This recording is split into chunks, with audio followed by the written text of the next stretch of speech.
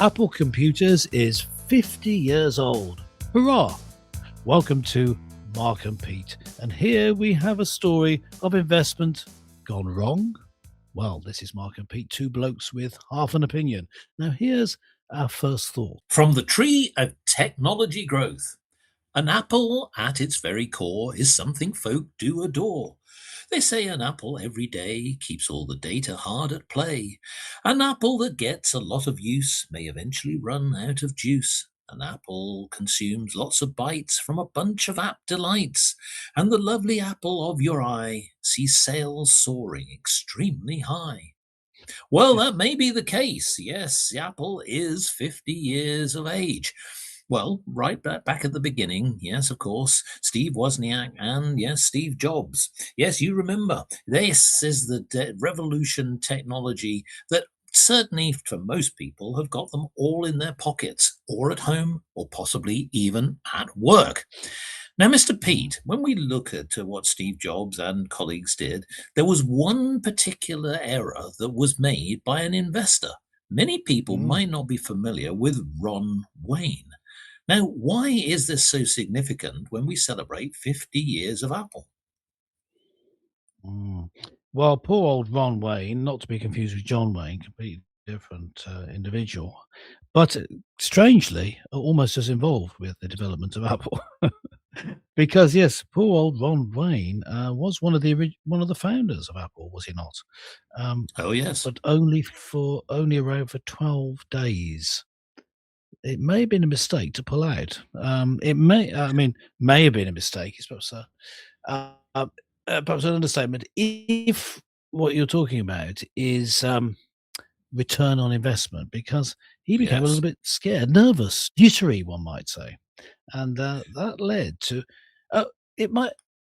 What do you think? It's possibly the biggest miscalculation in investment in history? I don't know if we go that Well, far, but I think we maybe. should explain. Yes. Well, Ron Wayne was one of the advisors to the Wozniak and Jobs. And it was definitely something as a possible opportunity of a $2,300 investment at the time. Now, as you say, he got a little bit jittery because he felt that potentially there were some liabilities that could actually impact him. Now, when we move time on, of course, as we all know, that Apple definitely succeeded. Well, today, had Ron Wayne still retained his stake, it would now be worth $370 billion. Now, that's quite a Mm, lot of money for that's a big anyone for that yeah, matter. that's a big Having said that, I can see that his decision seems to be, or would have seemed at the time, the correct one. I think we would both have agreed with him. He made this investment, but then, as you say, he had possible exposure because he had shares in the company, um, such that he might have lost his house or his savings. So why take that Yes. risk, on this rather disreputable looking setup? I mean, why take the risk? And you can see that unwillingness to take a risk. Um, did it cost him money? Well, it cost him potential money of that huge amount that you said. There's a Bible verse about using your talents, and the one person who's given the talents by the Lord, representing God in the story in the Bible. One of them just buries his talent in the ground and then doesn't do anything with it. And he doesn't take the investment. He doesn't want to take the risk. And this is whereas someone who uses the talent they have, the talent in this case being money. It's used figuratively to mean abilities these days, but the actual story is using money to help and investing it in something that then produces not just a profit but success. Building the kingdom, as it put in the Bible, or in this case, providing people with Apple computers, which for much of it, I don't know how much we want to go to this into this, but I would say for much of its life as a company have been innovative and great quality products.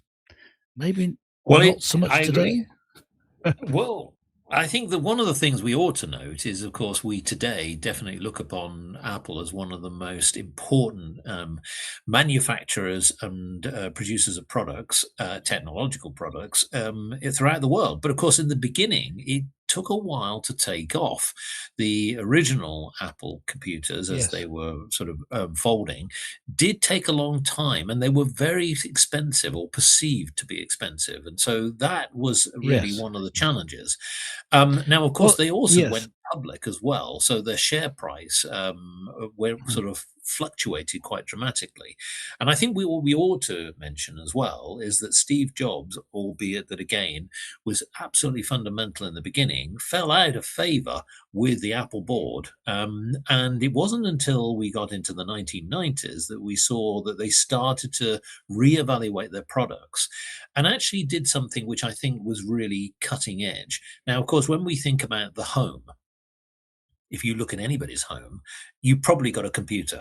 And almost certainly you may have an Apple, whether it be an iPhone or whether it be a laptop or something else. But at the Yeah, or an time in the iPad, yeah. 70s Mhm. and early 80s, most people didn't have a computer in their home. But of True. course, Yeah. making it much more affordable and attractive, the visual look of the Yes. computer. And Jobs was very much a visionary. Well, yes, I think this is the key thing. I mean, the key change in thinking was originally under Steve Wozniak, who was the sort of technical brains behind it. I would say, at least that's what he says.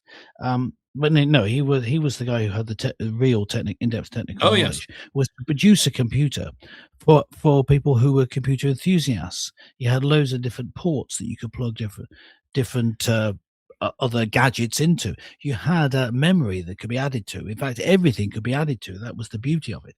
And Steve Jobs, his change in that was to say, no, we just make it simple so people can just plug it in and use it. That was the genius move. Well, I think there was another genius move. Many people Go forget ahead. this. But basically, in 1997, Jobs made peace with his longtime rival, yes, Bill Gates. And he worked out a deal that included 150 million cash infusion to the Windows maker. Now, of course, this was rather significant because it did open up the opportunity for the iMac.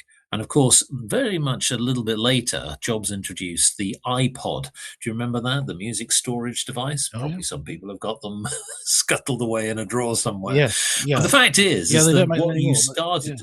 what you started to see is then the emergence of the iPhone because all of the devices is one device basically, not multiple devices. The iPhone Well, basically changed the game. yes. And I guess uh, the presentation of that when he was presenting it to the Apple staff, but it was broadcast. When he was saying, and we've got three new products. It's a phone, it's a music device, and it's an internet browsing device. It's a phone, it's music, it's internet browsing. So, and on the screen, the three devices were moving around, and then he said, "Do you see what it is yet?" Or was it worse than effect? And it was just one device.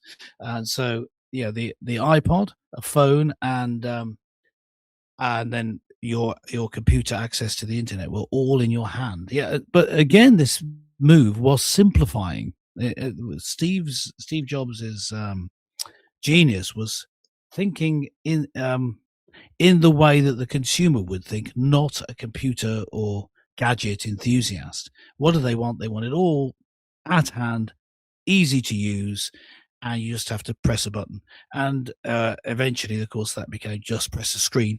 And then that genius grew as Apple, beyond all recognition, massive company, big valuation, as you say, and it changed the way that we interact, not just with the computers and the internet, but with each other. oh yes, yeah. Well, what's It's a interesting cultural is shift. absolutely. It's also become a device which it's almost impossible now to navigate your way around the world without having a mobile phone. Now, of course, Yeah, I know. Yeah. iPhones are not the only phone, so but we are celebrating Apple. There are over 3 billion iPhones that have been sold this century alone.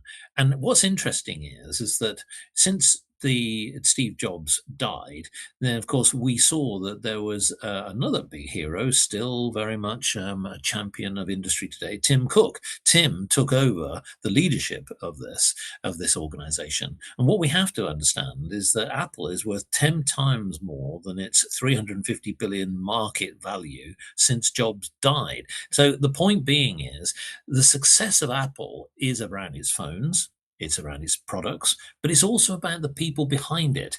If you get the right leader and they've got a vision and they've got a very good control of their operations, then you know that you've got a chance. So I think, Mr. Pete, what we're celebrating here is not just the technological revolution. I think it's also a business revolution. They're a very good organized, well organized company, got their manufacturing base sorted out, got their distribution right, and crucially, got their branding right. It's a very clean, consistent brand, and everybody recognizes it. It's almost that desirable device, isn't it? The one, I know it's expensive, folks, but you can't get away from the fact that most people want one. What say you about the appeal of an apple? Amen.